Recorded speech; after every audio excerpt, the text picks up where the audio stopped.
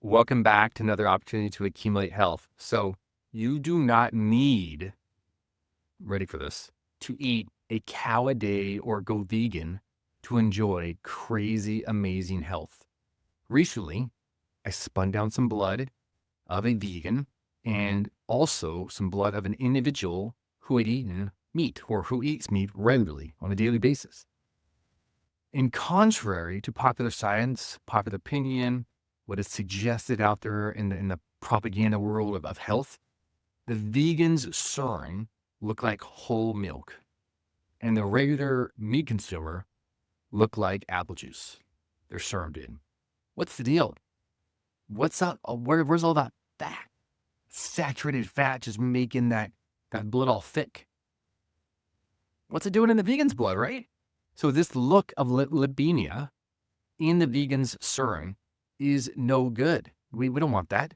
Well, this means that their circulatory system is heading towards a metabolic crisis.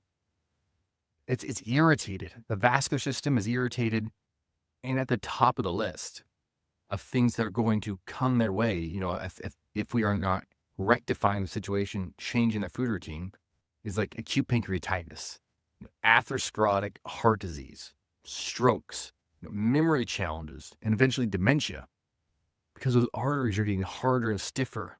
The endothelial, the inner lining, is breaking down. The nitric oxide production isn't happening anymore from there.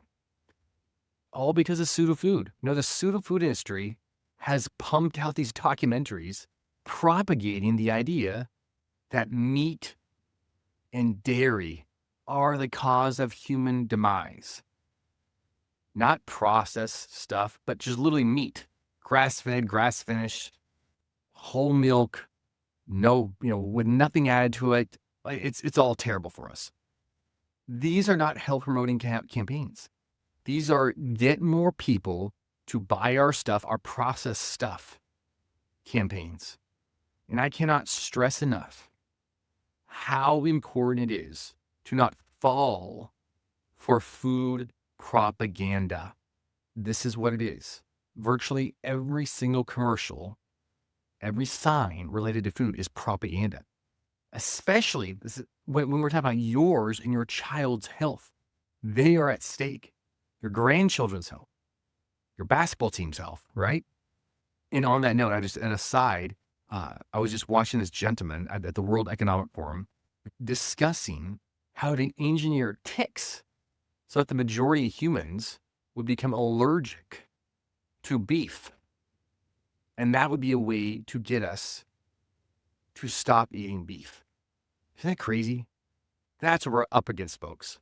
So it is paramount that you stay ultra vigilant when it comes to your food routine. I wish it wasn't. I wish we could just show up at the store, know that the person or the company sending us food that we're buying it from is all about our health, but they aren't. This kind of ideology is just crazy, right? So consider this. There was a 2021 review of 141 studies that found vegans had lower bone mineral density due to a lack of nutrition affecting their bone structure. That's right. You're not going to get the minerals, the fat soluble vitamins you need from veganism. And their connective tissue matrix was also distraught. That's what holds us together. We need a strong connective tissue matrix. And veganism does not offer us that. Along with that, there was a study in Epic Oxford, a prospective study, that showed vegans had a 50% higher risk of bone fracture overall, and a 164% higher risk of hip fracture than meat eaters. I'm not talking about carnivore diet people. I'm talking about just people that eat meat as just a normal part of subsisting on planet Earth. And these vegans also had a higher risk of stroke. Is that wild? Has anybody told us that before? There's a 2023 study also that linked vegan diets to nervous system and psychogenic demise, psychological demise. And that was essentially due to a B12 deficiency, lack of iodine, and lack of an omega-3 fatty acid you may have heard of called DHEA. That's why we tell you to eat salmon or maybe take fish oils. The body functions and regenerates itself from food inputs. Ideology does not trump biology. The problem with meat is that humans can subsist off it without need for a worldwide food system. Meat can be enough, especially when we're talking about dark meats, grass-fed beef, buffalo, bison, these kind of things. This is scary for companies making a fortune off processed food, off all those packaged colorful items with their cartoon characters on it. And, it really, for these companies out there and these people that are power hungry elites, it's like, oh my goodness, we kill them just eat meat. On the contrary, though, veganism, that requires people to be part of the industrial complex, the packaged food industry. This is because meat, in fact, red meat, has all the nutrients necessary to sustain a human life. Vegan living does not. Even really clean vegan living does not. It requires processing and fortification to sustain a human. That's not living. That's just like surviving. That's being around. Why not thrive, right? So back to our blood sample here. People think, understandably, given the mass marketing, both privately and publicly, around the idea of veganism, that if I don't eat meat, I won't have fat in my blood. That fat, the only way we get fat in our being is if we eat fat. It's not the case. This is the deal. Lipemia, which that whole milk looking blood that I showed, and you can take a look at my Instagram where it's at, has almost nothing to do with fat intake and has everything to do with how the liver is handling these processed carbohydrates and the insulin signal that come from that, especially when you're doing it on repeat. This isn't just like one-off meals. This is repetitive meals in the vegan genre. We're talking those vegan pizzas, the rice, the pastas, the granola bars, the plant protein bars, the plant protein powders, the vegan pastries, the chips, the crackers, the veggie burgers, the pea protein smoothies. These give the body 3/4 of what it needs as far as promoting cellular health and cellular vitality. But 3/4 over and over is not enough to manifest a healthy human, a human that can thrive physically, mentally, emotionally, who can get that sleep, who can put out hormones as needed. You need the ultimate ratio of fatty acids, of amino acids, and nutrients stacked on top of each other day after day. That's why cows are helpful, and they can save people's lives. Isn't that crazy here? You don't have to live, the carnivore diet. You don't have to be in the carnivore camp or the vegan camp to reap rigor and vitality from your food. It is a matter of real food. Real food. That is what wins the day. You can enjoy meat and vegetables and fruits and beans and nuts and seeds and actual whole grain berries, like einkorn berries, einkorn flowers, and blossom.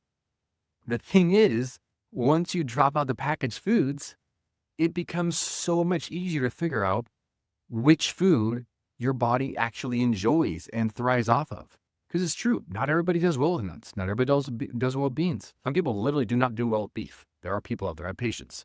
Or chicken, or eggs, or dairy products. But it's really challenging to figure that out when you're eating a processed food item. Cashews, I'm going to do with cashews. Oh, my joints hurt when I'm eating cashews. Okay, sure. Well, I just ate some whole cashews. Figured it out pretty easy. As opposed to, I ate goldfish crackers and I got a headache.